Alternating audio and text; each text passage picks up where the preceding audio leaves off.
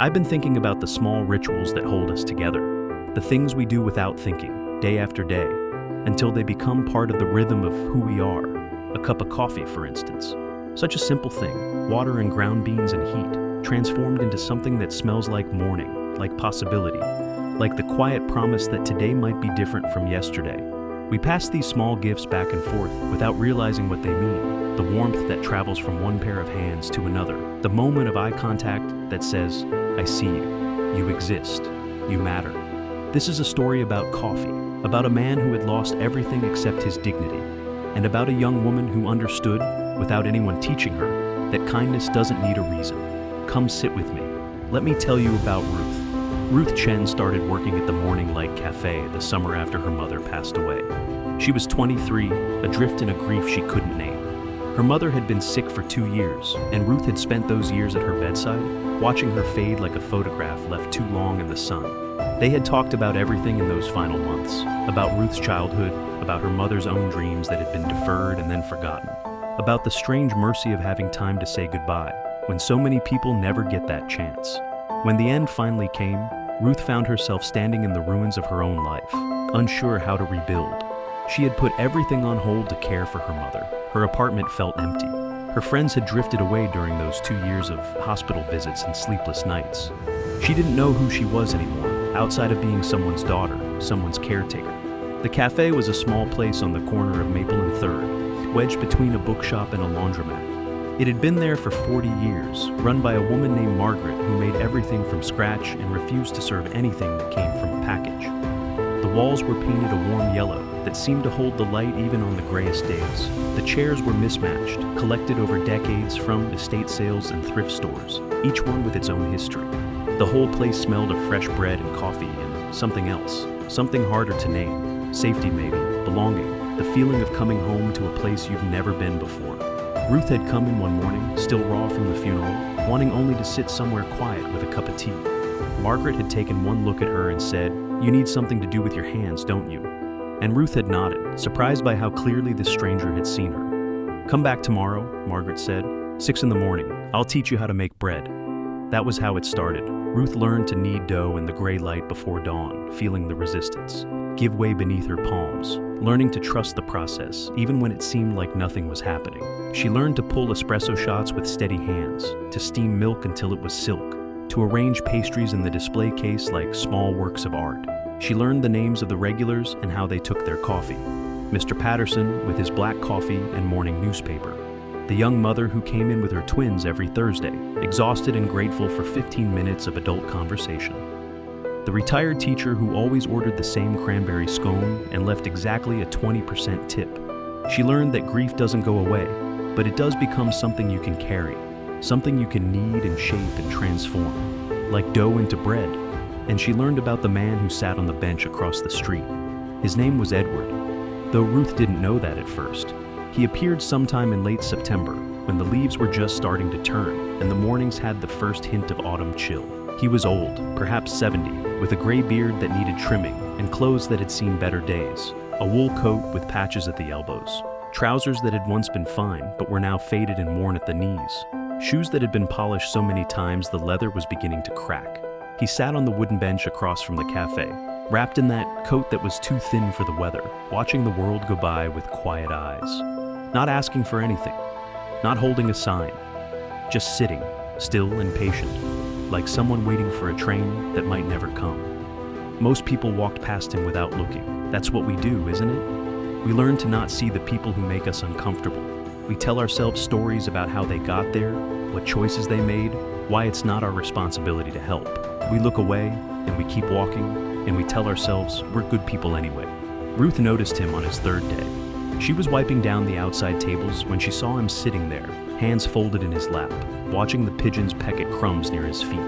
There was something about his stillness that caught her attention. Not the stillness of despair, but something else. Patience, perhaps, or acceptance.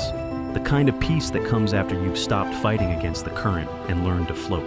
She went back inside and poured a cup of coffee, added cream and sugar because she didn't know how he took it. Then she carried it across the street and held it out to him. "Good morning," she said. "I thought you might be cold." He looked up at her, and she saw that his eyes were a pale, watery blue, the color of winter sky. For a moment, something flickered in them, surprise maybe, or recognition, as if he had been expecting her somehow, without knowing that he was expecting anyone at all. "That's very kind of you," he said. His voice was soft, cultured, with a faint accent she couldn't place. Something European, perhaps, a hint of old money and older manners. "Thank you." He took the cup with both hands, and she noticed that his fingers were long and elegant, the hands of a musician or an artist. She noticed, too, that he held the cup carefully, as if it were something precious, as if he had forgotten what it felt like to receive a gift. "I'm Ruth," she said. "Edward." He smiled just slightly. "It's nice to meet you, Ruth." She nodded and went back to work. But something had shifted. A thread had been woven between them, invisible and strong. After that, the coffee became a ritual. Every morning, just after the cafe opened, Ruth would pour a cup and carry it across the street. At first, she tried different variations, unsure of his preferences. Black coffee one day, with cream the next. A splash of hazelnut syrup when she was feeling creative. 2 sugars, then 1, then none. "You're conducting experiments on me," Edward said one morning, his eyes crinkling with amusement. Ruth laughed, feeling her cheeks warm. "I'm trying to figure out what you like." "I like that you're trying," he said. "That's more than enough." But she kept experimenting anyway. One morning, she brought him a cappuccino with a foam heart on top, something she'd been practicing for weeks. The milk had to be just the right temperature, steamed just the right way, poured with just the right motion. She'd ruined dozens of cups getting it right. He looked at it for a long moment, then up at her, and his eyes crinkled with something like delight. "You're an artist," he said. "I'm learning," she replied. "Margaret says I need another 1,000 cups before I'll be any good." Margaret sounds wise. She is. She knows things about people without them telling her. It's like she can read minds, except she says it's just paying attention. Edward nodded slowly. Some people are like that. They pay attention when others don't. They see what's really there, instead of what they expect to see. Ruth didn't know what to say to that, so she just smiled and went back inside. But his words stayed with her. She began to pay more attention herself, to the way people moved, the things they didn't say, the small tells that revealed who they really were beneath the surface they showed the world. She noticed the man who always ordered the largest coffee but never drank it, just held it for the warmth. The woman who came in every afternoon and sat in the corner, pretending to read but really watching the door, waiting for someone who never came. The teenager who lingered by the tip jar, not stealing, just looking, as if trying to decide something important. Everyone was carrying something. Everyone had a story they weren't telling. The weeks turned into months. Fall gave way to winter, and the mornings grew darker and colder, but Ruth never missed a day. She brought Edward coffee and sometimes a pastry, and sometimes just a few minutes of conversation. She learned things about him, in fragments and pieces, like finding scattered pages of a book and trying to put them in order. He had traveled widely once. He knew the names of flowers in Latin and could identify birds by their songs. When she mentioned she'd seen a small brown bird by the cafe's back door, he told her it was probably a song sparrow and described its call so perfectly that she heard it in her mind. He spoke of music with a reverence that made her think he had played, though he never said what instrument. When she mentioned that her mother used to play piano, his face softened with something that looked like recognition. "Music is a language," he said quietly. "The only one that doesn't need translation. The only one that can say what words can't." "Did you play?" Ruth asked. He was quiet for a moment. "Once," he said, "a long time ago." She didn't push. There were doors in his past that he kept closed, and she had learned to respect them. We all have rooms we don't let people into. When she mentioned books, his face lit up with a quiet joy.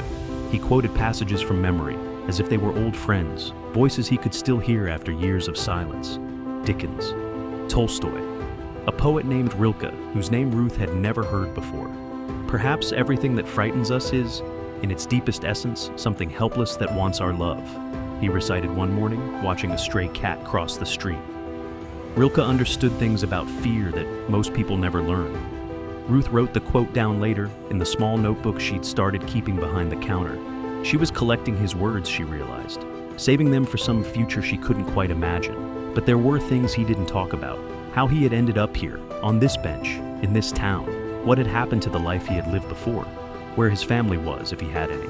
She didn't ask. It seemed like a violation of something sacred, some unspoken agreement between them. Margaret watched all of this with knowing eyes, but said nothing. She had her own way of helping, leaving extra bread in the basket by the door, accidentally making too many sandwiches that would only go to waste. She always seemed to have a surplus of soup on cold days, and it always seemed to find its way into containers that Ruth would carry across the street. She never made a fuss about it, never drew attention to her own kindness. She simply did what needed to be done. "You're good for each other," she told Ruth one evening as they were closing up. The cafe was quiet, chairs stacked on tables, the day's last light slanting through the windows. "You and that old man, you both needed someone to see you." Ruth thought about that for a long time afterward, about what it meant to be seen, about how her mother had always seen her, truly seen her, and how lost she had felt when that gaze was gone, about how sometimes we don't realize we've become invisible until someone looks at us again. The hard winter came in January. 3 weeks of bitter cold, the kind that settles into your bones and doesn't leave. The streets were icy and the wind cut through every layer of clothing. The cafe's windows fogged with condensation, and the warmth inside felt like a sanctuary. Ruth worried about Edward constantly. She would wake in the middle of the night, thinking about him out there in the cold, and have to talk herself out of getting dressed and going to check on him. She started arriving at the cafe earlier, just to make sure he was still there, still breathing, still holding on. She brought him thicker blankets, donated by customers who had heard about the old man on the bench.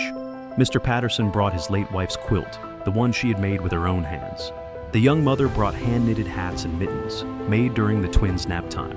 The retired teacher brought a thermos that had been her husband's, the one he'd used every day for 30 years at the factory. Everyone wanted to help. Everyone had something to give.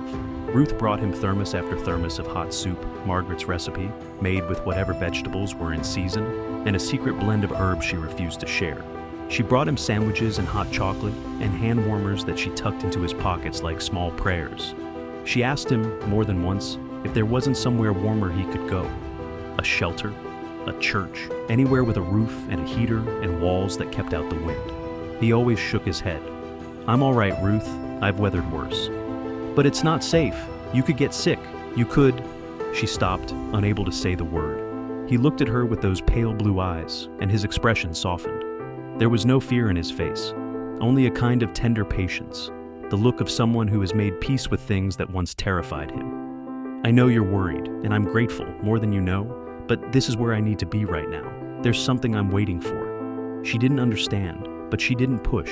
She just kept bringing the coffee, kept sitting with him when she could, kept weaving that invisible thread between them a little tighter each day. One morning, she found him coughing, a deep rattling sound that frightened her, that seemed to come from somewhere far inside him. His face was pale, his breathing labored. She wanted to call someone, to do something, to fix it the way she couldn't fix her mother, but he waved her off. "Just a cold," he said. "I've had worse. Edward, please, let me take you to a doctor. Let me help you." "Ruth." His voice was gentle but firm. "You've already given me more than you know. Let that be enough." She went back inside with tears in her eyes, feeling helpless and angry and afraid. The familiar feeling of watching someone slip away, of holding on to something that was determined to leave. Margaret found her in the kitchen, crying over a bowl of bread dough, her tears falling into the flour. "Some things aren't ours to fix," Margaret said quietly, putting a hand on her shoulder. "Some things we just have to sit with. But it's not fair. He's a good person. He doesn't deserve this. No one deserves it. But it happens anyway." Margaret's voice was soft with old grief, the kind that never quite goes away. "The only thing we can control is how we show up. You're showing up, Ruth.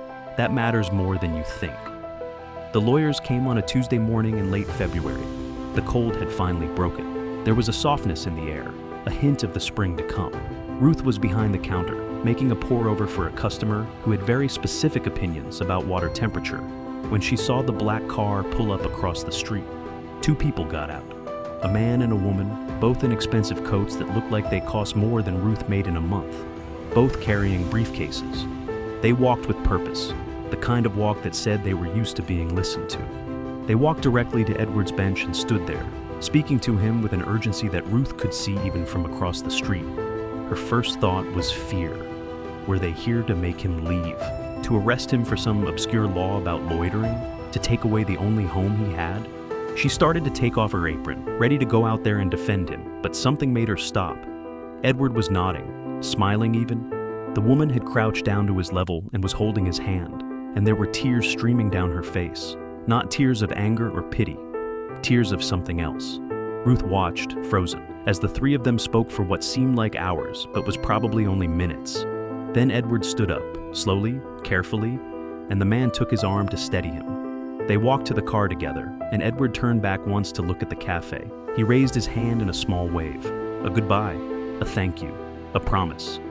Then he was gone. Ruth didn't sleep that night. She lay in bed, staring at the ceiling, trying to make sense of what she had seen. Had they taken him somewhere? Was he all right? Would she ever see him again? The next morning, she went to the cafe before dawn, unable to stay away. The bench across the street was empty, and the sight of it made her chest ache in a way she hadn't expected. Like a missing tooth her tongue kept finding. Margaret was already there, rolling out dough in the warm kitchen light. "You heard?" Ruth asked. Margaret nodded. "A woman called yesterday evening, said she was Edward's daughter, wanted to thank us for taking care of him." "His daughter?"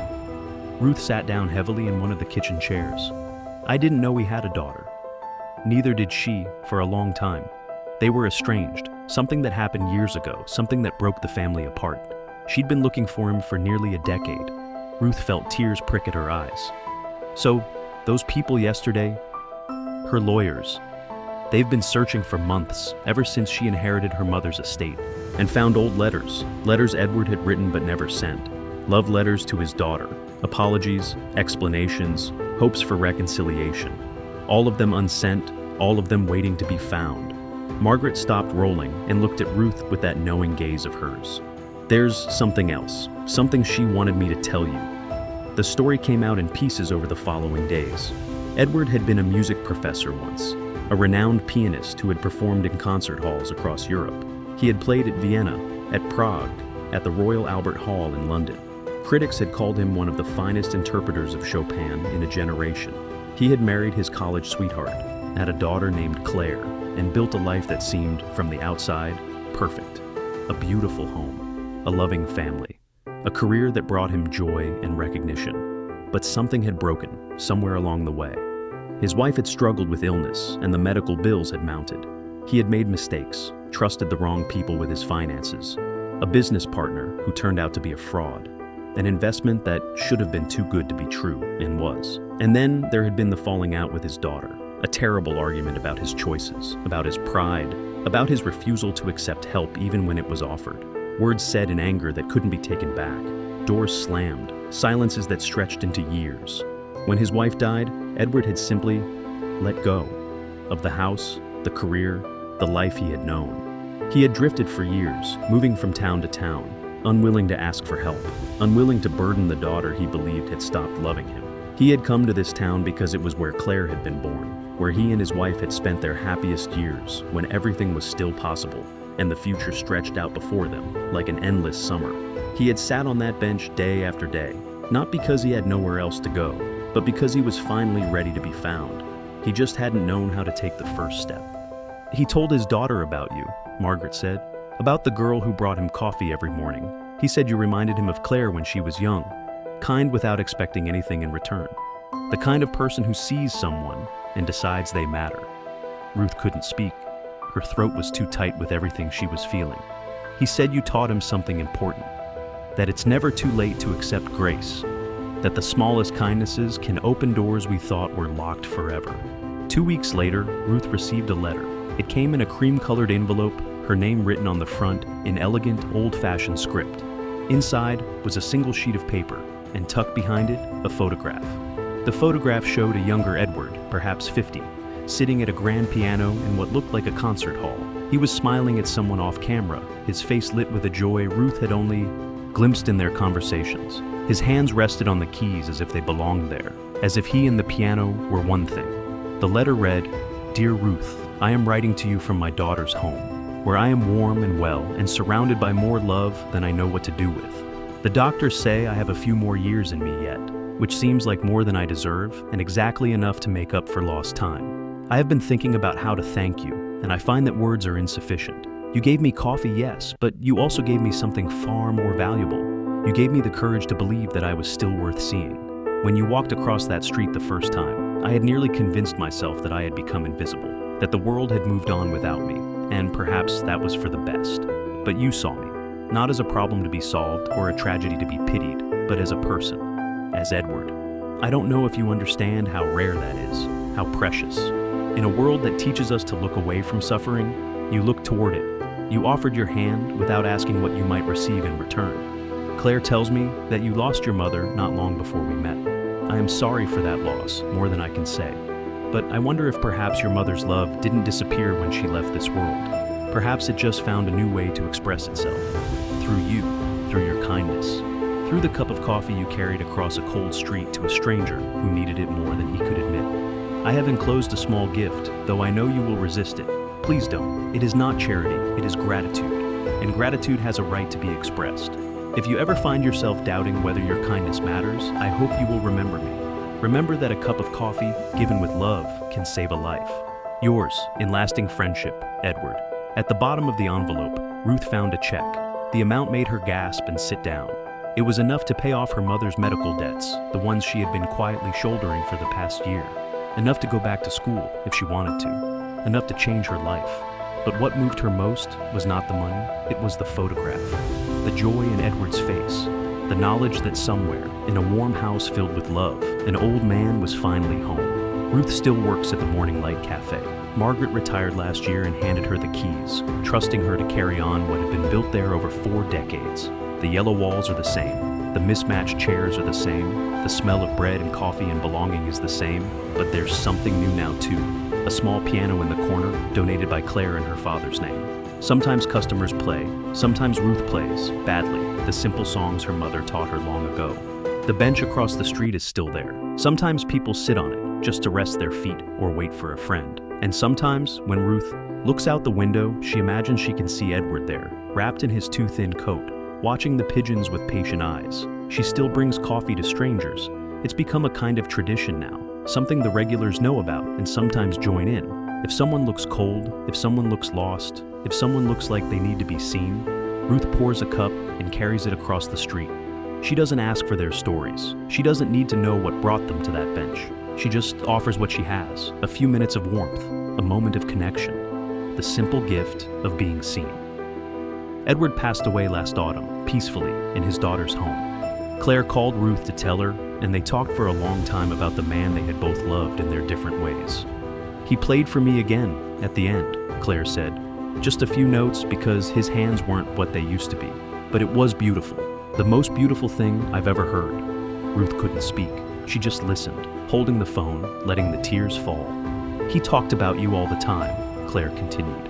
"About the cafe, about the coffee with the little hearts. He said you gave him hope when he had forgotten what that felt like. He said you reminded him that the world still had room for kindness." After they hung up, Ruth sat in the empty cafe as the evening light faded, thinking about all the invisible threads that connect us, the chance meetings that change everything, the small kindnesses that ripple outward in ways we never see. She thought about her mother, and about Edward, and about Margaret, and about all the people who had shown up for her when she didn't know she needed them. And she understood finally what her mother had tried to teach her all those years ago. That love isn't something that runs out. It's something that multiplies. The more you give it away, the more there is. The more you look for it, the more you find. The fire is getting low now. I should add another log, but I find I want to sit in this dimness for a moment longer. I've been thinking about Ruth and Edward and that small cafe on the corner of Maple and 3rd. About all the ordinary miracles that happen every day, unnoticed and unrecorded. We pass each other on the street, lost in our own worries, our own griefs, our own small hopes. We forget that everyone is carrying something heavy, that everyone is fighting battles we know nothing about, that a single moment of kindness can be the thing that saves someone, even when we don't realize they needed saving. I don't know who you are listening to this. I don't know what you're carrying tonight, but I want you to know that you matter, that your presence in this world changes things in ways you can't measure, that the kindness you offer, even when it seems small, even when no one notices, ripples outward into the darkness and makes it a little less dark. Maybe tomorrow you'll see someone who looks like they need to be seen, a stranger on a bench, a tired face in a crowd, someone your eyes would normally slide right past. And maybe you'll stop, maybe you'll offer what you have, a smile, a word, a cup of coffee on a cold morning, a moment of your attention in a world that's always rushing somewhere else. You never know whose life you might save. You never know who's waiting to be found. The rain has started again outside. I can hear it against the window, soft and steady, washing the world clean. I think I'll make myself a cup of coffee. I'll hold it in both hands and feel the warmth move through me. And I'll remember that every cup is a gift. Every moment of connection is a miracle. We just have to be brave enough to offer them. Good night, friend. May you find the courage to be kind tomorrow. May you always be someone who sees,